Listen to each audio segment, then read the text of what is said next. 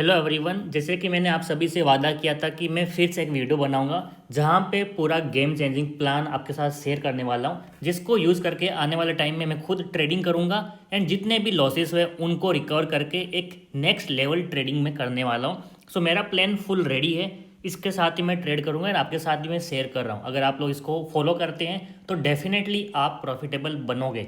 मैं ऐसा क्यों बोल रहा हूँ? क्योंकि प्लान मैंने खुद अपने लिए बनाया है एंड बहुत सारा चीज़ें एक साथ लाके बहुत सारी चीज़ों को कंसिडर करके मैंने चीज़ें बनाई है। ठीक है, तो मेरे लिए काम करेगी, आई एम 100% श्योर एंड आप भी इसको फॉलो कर सकते हैं। ठीक है, तो अब यहाँ पे देखो, मैंने इस वीडियो से पहले वीडियो शेयर किया था जहाँ पे जब क्रिप्टो क्रैश हुआ था तो मेरा वहाँ पे बहुत बड़ा लॉस हुआ है due to random broker and position liquidate होने की वजह से। तो मैंने अब डिसाइड किया है कि मेरा मेजोरिटी ऑफ द पोर्शन जो मेरा फंड है वो मैं डिस्ट्रीब्यूट करूँगा म्यूचुअल फंड के अंदर, इंडियन स्टॉक मार्केट ट्रेडिंग के लिए, क्रिप्टो ट्रेडिंग के लिए एंड और भी बहुत सारे जहाँ पे मैं इन्वेस्टमेंट कर सकता हूँ। लेकिन इस बार मैं रैंडम प्लानिंग के साथ नहीं जा रहा हूँ क्योंकि मेरा पहले इतना हाई फाई प्लानिंग नहीं था, थोड़ा बहुत रैंडम बोल सकते हैं, जिसकी वजह से मुझे मेजर डेप्थ मिला है। तो अब मैं सब कुछ सिस्टमेटिक करना चाहता हूँ एंड मैंने अपने विजन बोर्ड पे भी मैंने अपना सब कुछ स्ट्रेटेजी जो मैं यूज़ करने वाला हूँ, जो मैं चीज़ें फॉलो करने वाला हूँ वो लिखा है। ठीक है, आपको मैं एक एक करके समझाता हूँ क्योंकि मैंने कीवर्ड लिखे हैं, शायद आपको समझ में नहीं आएगा।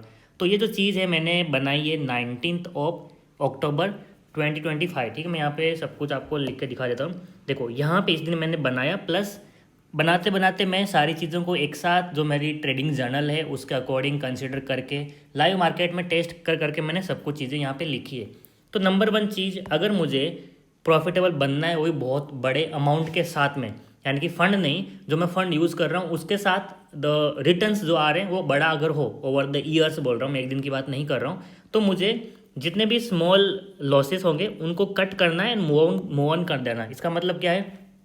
हाँ आगे, ठीक, आगे समझेंगे। एक बार ये देख लो, जो मेरी टारगेटेड एक्यूरेसी होने वाली है ट्रेडिंग के लिए वो मैं 50% ही मानूंगा। मैं यहाँ पे 90% एक्यूरेसी या फिर 80% एक्यूरेसी के पीछे नहीं भाग रहा हूँ, क्योंकि मुझे यहाँ पे ट्रेडिंग करते हुए 5-6 महीने नहीं हुए। आपको पता है मुझे अभी ऑलमोस्ट 7 ईयर्स होने वाले हैं। ठीक है, अभी हुआ नहीं, 6+ है, 7 ईयर्स होने वाला है। एंड अगर मैं पूरे साल 7 साल का अगर मैं अपनी एक्यूरेसी निकालूं, चाहे वो इंडियन मार्केट में या फिर क्रिप्टो मार्केट में, तो मेरी एक्यूरेसी जो स्ट्रेटेजी की है वो अराउंड 50% ही आती है, 50 to 60%।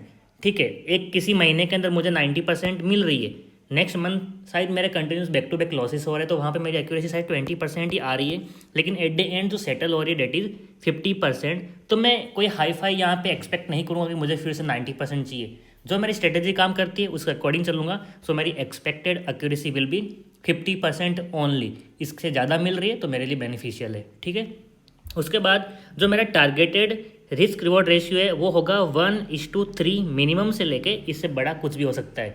बट यहाँ पे एक और कैच है, ये मेरा विज़न है, लेकिन मैं फ़िलहाल जो ट्रेडिंग है वो करूँगा 1:2 से स्टार्ट। ठीक है, 1:2 से स्टार्ट करूँगा।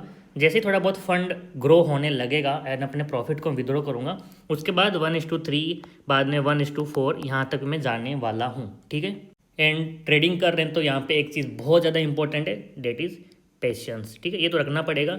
फिर से जो लॉसेस है उसको एक दिन या एक महीने में मुझे रिकवर नहीं करना है, over the time with the process सब कुछ रिकवरी होगा। अब यहाँ पे जो मेरी स्ट्रेटेजी है, दिस इज़ मोर इम्पॉर्टेंट।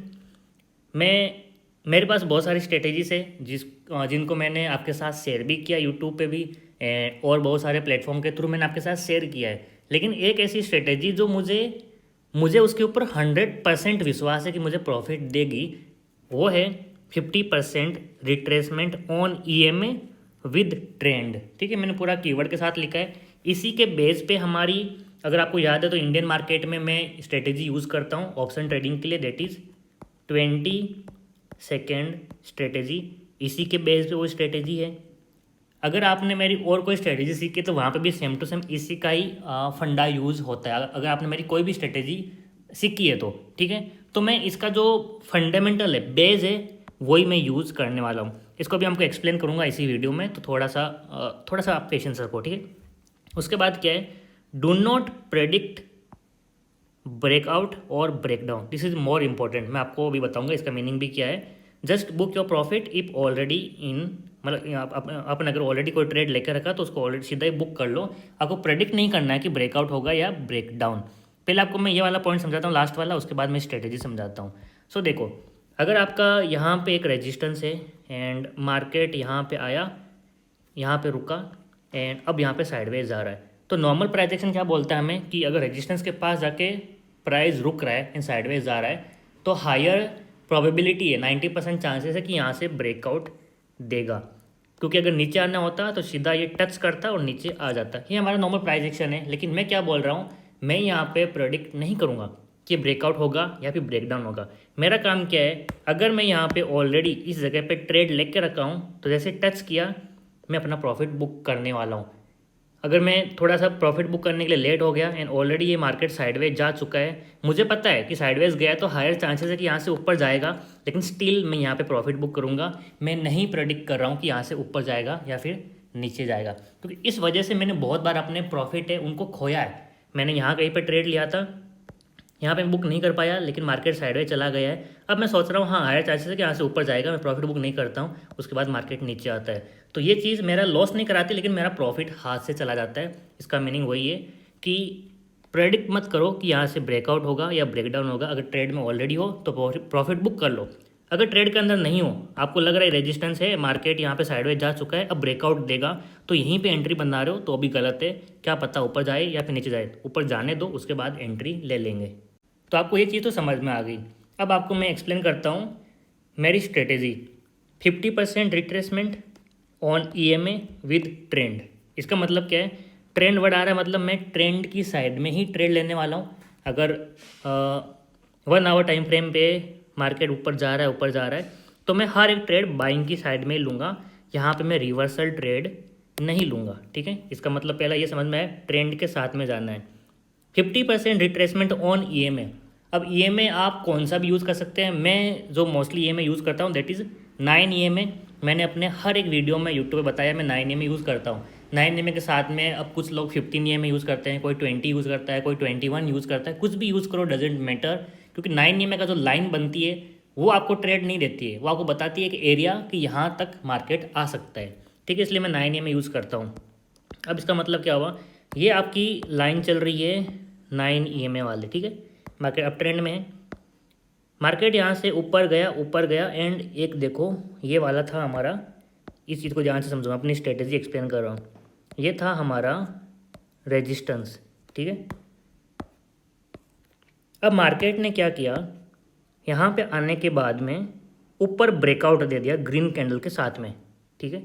अब लोग क्या करेंगे कि क्योंकि रेजिस्टेंस का ब्रेकआउट हो चुका है तो यहाँ पे बाइंग करते हैं, लेकिन मेरा क्या कहना है, मैं यहाँ पे बाइंग नहीं करूँगा। ब्रेकआउट हो चुका है, मैं वेट करूँगा जो ये ट्रेंड यहाँ से स्टार्ट हुआ था, मान के चलो यहाँ कहीं से या कहीं से भी स्टार्ट हुआ है, ये जो ऊपर गया है इसका 50% रिट्रेसमेंट एंड EMA के पास में मेरी एंट्री ये होगी। अगर यहाँ से नीचे आया तो मैं एंट्री लूँगा, नहीं आया तो मैं ट्रेड को अवॉइड कर दूंगा।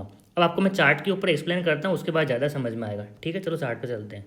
मैंने अभी देखो गोल्ड का चार्ट ओपन किया है, आपको देखते ही मालूम पड़ रहा है कि गोल्ड डाउन ट्रेंड के अंदर है। इसका मतलब मैं यहाँ पे सेल की साइड ट्रेड लूँगा, बाइंग की साइड ट्रेड नहीं लेने वाला। अगर मुझे बाइंग की साइड ट्रेड मिल भी रहा है तो उसको मैं अवॉइड करने वाला हूँ। सिंपल फंडा है, आपको ट्रेंड वाला समझ में आया। अब मैंने क्या बोला, 50% रिट्रेसमेंट, ब्रेकआउट या ब्रेकडाउन पर ट्रेड नहीं करना है, EMA के ऊपर 50% रिट्रेसमेंट का वेट करना है। अब देखो, आप ध्यान से देखो, ये जो अपना लो लगा है यहाँ पे, ये एक सपोर्ट बनाया क्योंकि यहाँ से ऊपर गया फिर आया यहाँ से ऊपर गया, मतलब ये सपोर्ट है।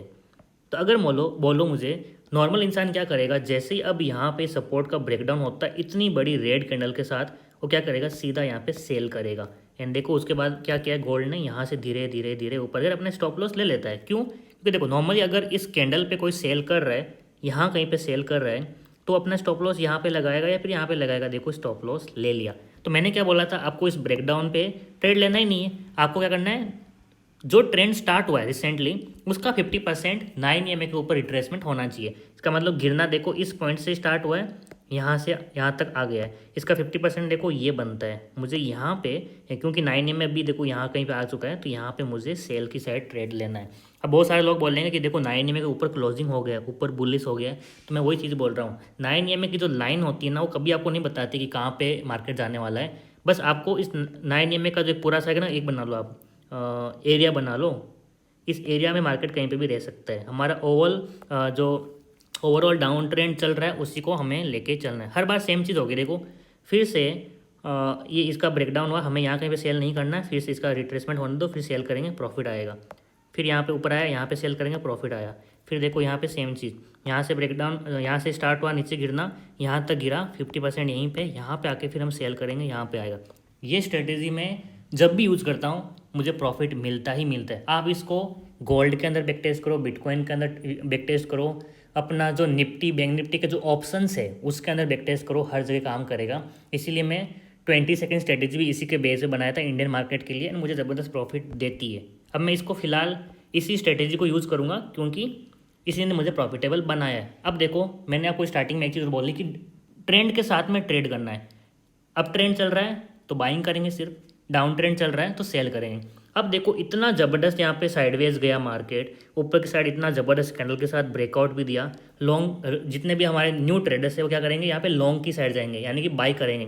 लेकिन मैंने क्या बोला है, ट्रेंड के साथ ही चलना है, तो मैं यहाँ पे बाइंग की साइड ट्रेड अवॉइड करूँगा। सेल की साइड मिलेगा तो ही ट्रेड करने वाला हूँ। तो मुझे यहाँ कहीं पे किधर भी अगर सेल की साइड मिलता तो मैं सेल करता एंड प्रॉफिट कमाता।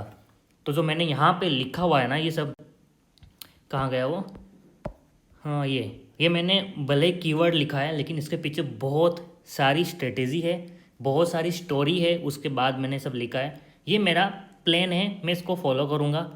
इसके बेस पे अब क्या होगा मैं आपके साथ फ्यूचर में शेयर कर दूंगा, जो भी मेरा प्रॉफिट एंड लॉस होने वाला है। But I am damn sure ये चीज़ें मैंने भले ही स्केटर्ड वेब में पहले यूज़ किए एंड प्रॉफिटेबल बनाऊँ, लेकिन अब मैं इसको कंबाइन कर रहा हूँ, एक बोलते हैं ना सुपर पावर बन गया है, एंड मेरे लिए डेफिनेटली हेल्प करेगा। तो अगर आपको ये वीडियो समझ में आया तो आई थिंक आप लोग भी प्रॉफिटेबल बनेंगे आने वाले टाइम में। बट इस वीडियो को एक दो बार फिर से देखो, क्योंकि मैंने यहाँ पे जो बोर्ड है, वीडियो की स्टार्टिंग में जाओ स्क्रीनशॉट ले लो, ये जो मैंने लिखा हुआ है ना, ये आपको कोई नहीं बताएगा, क्योंकि ये एक ऐसी चीज़ है जो बोलते हैं ना लोग कि प्रॉफिटेबल ट्रेडर के पास में कुछ तो ऐसा होता है जो उनको प्रॉफिटेबल बना देता है। मेरे पास ये चीज़ है, मैं इसको पहले भी यूज़ करता था, अब मैं इसको फिर से यूज़ कर रहा हूँ with more discipline, with more accurate strategy. So I hope आपको मेरा प्लान समझ में आ गया। भले आपको यूट्यूब पे अभी वीडियोस कम मिलेंगे मेरे, क्योंकि आपको पता है मैं एक डॉक्टर भी हूँ एंड इतना टाइम मिलता नहीं वीडियोस रिकॉर्ड करने के लिए। बट येस डेफिनेटली मैं ट्रेड तो करते रहूँगा विद दिस प्लान ओनली। ठीक है, तो आई होप आपको वीडियो पसंद आया है एंड स्ट्रेटेजी को सीखो। मैं ये नहीं बोलूँगा वीडियो को लाइक कमेंट करो, क्योंकि मैं सच में यूट्यूब अभी बहुत ही कम करने के बारे में सोच रहा हूँ, because I don't have time to record videos and all. ठीक है, जब भी मिलेगा आपके साथ शेयर करूँगा, लेकिन मैंने अपना प्लान शेयर कर दिया आपके साथ, स्ट्रेटेजी बता दिए। This is the only thing I am going to follow for next 1 to 2 years। ठीक है, तो आई होप आपको समझ में आ गया मैं क्या बताना चाहता हूँ।